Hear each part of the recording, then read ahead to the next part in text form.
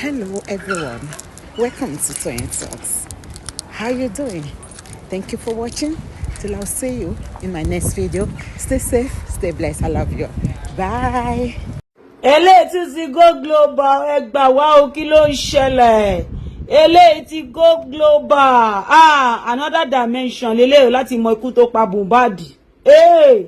Ó lẹ́tìkẹ́, ẹ gbọ́ nǹkan tó ń ṣẹlẹ̀. Ẹ wo nǹkan tí wọ́n ń ṣe fún Ìyábọ̀ lọ́wọ́lọ́wọ́ báyìí.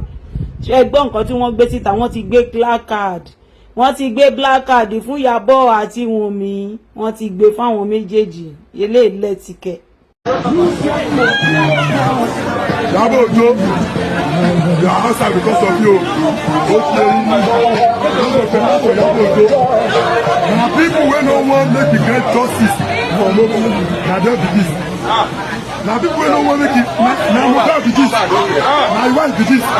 You people wey no wan make you get justice for Mohbad, na she be this. Now God don cash out.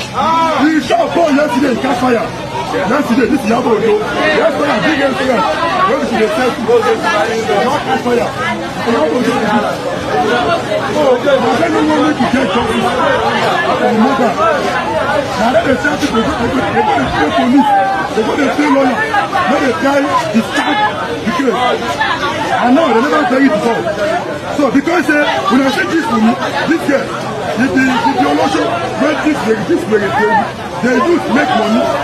Now what? They use to make money. If the guy I go give Oba, let this all those senator, all those big people. So they use to make money. So now why they don't want to make the guys talk? They don't make us say they don't hold it. They don't hold it. Now people will say they don't put there when Mohbad die. And those people they say they don't let to have for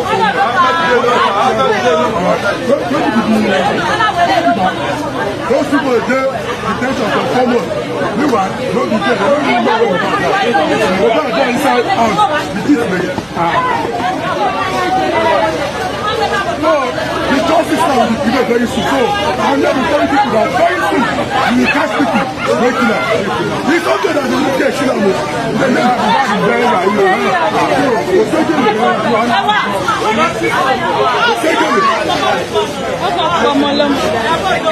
Oh no, go take it.